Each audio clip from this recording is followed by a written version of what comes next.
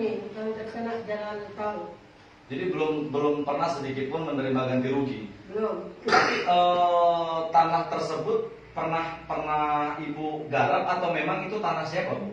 Itu tanah orang tua. Oh, memang asli penggarap di situ.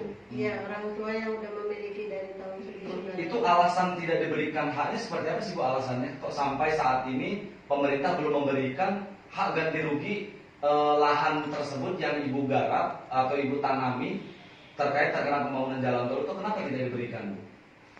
Alasannya seperti apa yang Ibu dengar?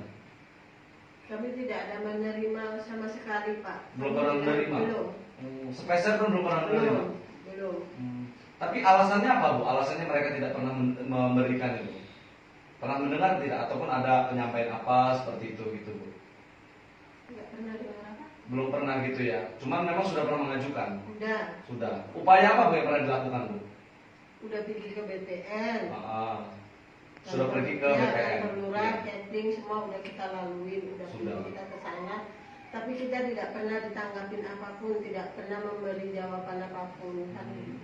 Jadi belum pernah sama sekali ada yang menanggapi terkait keluhan-keluhan yang pernah Ibu sampaikan. Nah, Bu, dari pertanyaan saya di sini, Bu, terkait jalan tol ini, apakah memang ada trouble ataupun ada perkara yang mengaku-ngaku tanah itu bukan punya masyarakat tapi punya orang yang bukan berada di dalam pembangunan jalan tol itu? Itu memang tanah siapa, Bu? Itu kan tanah kita orang tua sendiri lah, bukan tanah siapa-siapa. Jadi tanah sendiri ya, yang harusnya diberikan kan begitu ya. Cuman harapan Ibu seperti apa, Bu? Harapannya tanah itu harus menerima ganti ruginya lah, Pak, harus dibayar. Harus dibayar karena gitu sudah dibuat jalan, kan itu sudah dibuat jalan tol oleh pemerintah. Jadi kita mohon supaya dibantu untuk menyelesaikan itu, supaya ada pembayaran untuk masyarakat. Itu dari tahun berapa, Bu, masalahnya, Bu, masalah tanah ini? Kita dari tahun 2018 kemarin. Oh, dari tahun 2018. Iya. Berarti tahun 2018 sampai tahun 2022 ini memang sampai saat ini belum ada terrealisasikan ya? Belum. Memang sampai saat ini juga sudah beberapa kali upaya yang dilakukan, kan begitu ya, Bu? Nah, untuk kronologisnya, Bu, seperti apa sih tanah ini sehingga yang harusnya pemerintah itu dalam undang-undang pergantian itu kan sudah ditetapkan oleh Menteri 70% buat penggarap dan 30% buat pemilik SHM, kan itu karena itu adalah suatu kebijakan yang diberikan oleh Menteri terhadap masyarakat Tanjung Mulia Hilir. Nah, namun Ibu terima nggak yang 70% itu? Nggak terima juga? Sepeser pun Ibu tidak terima yang 70% itu? Enggak. Oh, berarti deskripsi Menteri itu sampai saat ini belum terrealisasikan berarti? Belum ada kami menerima ganti rugi sama sekali, belum ada, Pak. Belum ada menerima ya? Belum. Oke. Berarti deskripsi Menteri dan keputusan-keputusan yang ada itu sama sekali sampai saat ini Ibu belum menerima sama sekali? Belum, kami belum ada menerima ganti rugi apapun dari masalah tanah ini. Tanaman semua kami belum ada, bahkan kami di penjara. Itu yang ada, Pak. Karena kami mau mempertahankan tanah kami supaya jangan dikerjakan. Oke. Ibu untuk itu ditahan sebentar. Ibu pernah ada laporan bahwa setelah terjadinya penggusuran lahan ini untuk pembangunan jalan tol, kata-katanya Ibu pernah masuk penjara, itu seperti apa sih, Bu, ceritanya, Bu, bisa diceritakan nggak? Karena kita mempertahankan tanah kita yang terkena paku bumi. Iya. Jadi polisi dari KP3 Belawan mereka turun memberi supaya kita jangan mendudukin lahan, tapi karena itu lahan kita bertahan supaya tanah itu jangan dipekerjakan. Kita memohon dulu, turunkan BPN ke bawah, suruh menindaklanjut ke bawah, perhatikan kami dulu baru dipekerjakan. Tapi nggak ada satupun yang turun dari BPN. Oh, berarti Ibu pernah menyampaikan permohonan itu kepada penegak hukum, namun tidak terrealisasikan. Iya. Sehingga sampai itu terjadinya Ibu masuk penjara itu seperti apa sih, Bu? Diangkut atau bagaimana, Bu, itunya? Kita ditarik-tarik seperti kerbau. Ya ampun, ditarik-tarik seperti kerbau gitu, Bu, ya? Tidak ada kebijakan oleh aparatur negara gitu? Tidak. Satu malam kita di sana, Pak, dari jam 2 sore itu diangkat sampai hari Sabtu jam 4 sore baru kita pulang. Oh, jadi satu malam Ibu di penjara itu dengan alasan apa Ibu dimasukkan dalam sel itu oleh pihak kepolisian? Dibilang mereka karena kita berdiri di atas tanah itu mau dikerjakan. Tanah itu milik pemerintah.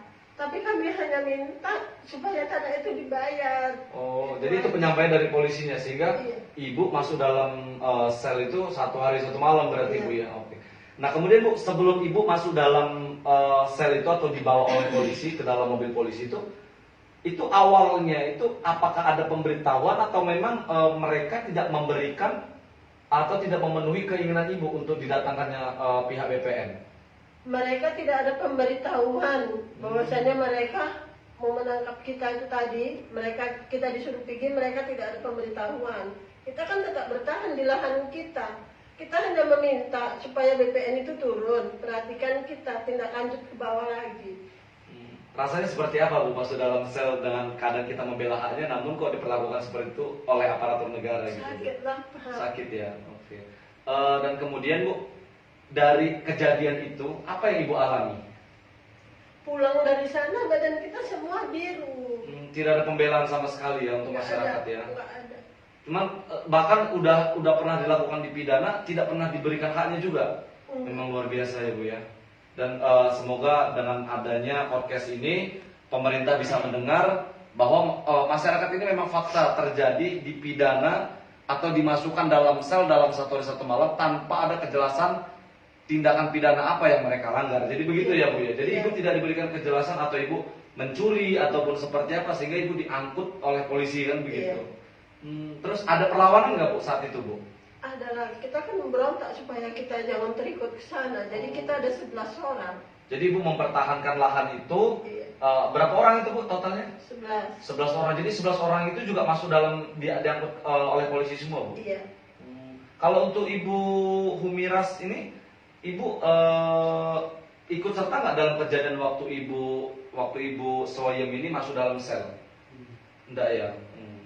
Cuman ada lahan ibu juga yang di situ yang terkena. Itu lahan ibu tuh bisa nggak bu? Kronologisnya seperti apa sih bu? Itu sehingga tanah itu memang milik penggarap atau memang punya orang luar yang tanahnya di situ terdiam atau seperti apa bu? Kalau tanah itu setahu kita keadaan tunai itu kita garap itu kan, lah apa itu dulu rambah hutan itu dulu kita cari. Tapi sekarang ini menjadi datang orang mengaku tanah jadi itu. Tapi jadi ada yang mengaku gitu ya? Nah, sama orang mengaku. Padahal itu ibu yang menggarap kan iya, gitu? bahwa tanah itu tanah orang itu. Jadi kami apakanlah ke pengadilan. Kami bisa sama wanita kan. Iya.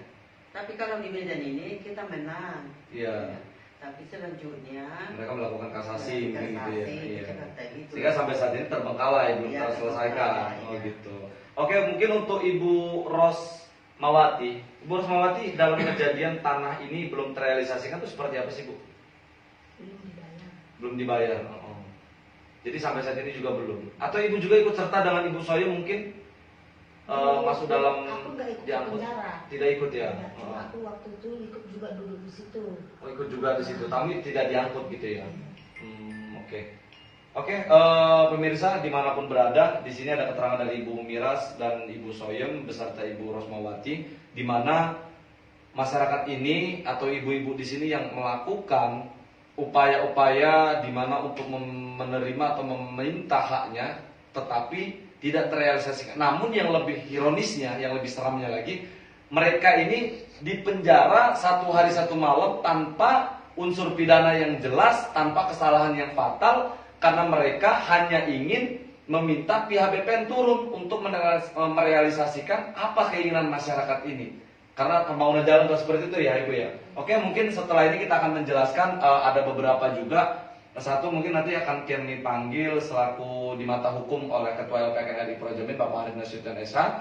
Dan di sini nanti akan ada beberapa yang saya pertanyakan. Di sini ada Bapak James Hutasoid dan juga ada beberapa masyarakat perwakilan. Jadi untuk saat ini hanya untuk para wanita. Jadi di mana wanita-wanita yang tangguh ini berjuang sekuat tenaganya semaksimal mungkin untuk menerima hak-haknya dari pemerintah setempat. Terima kasih. Oke.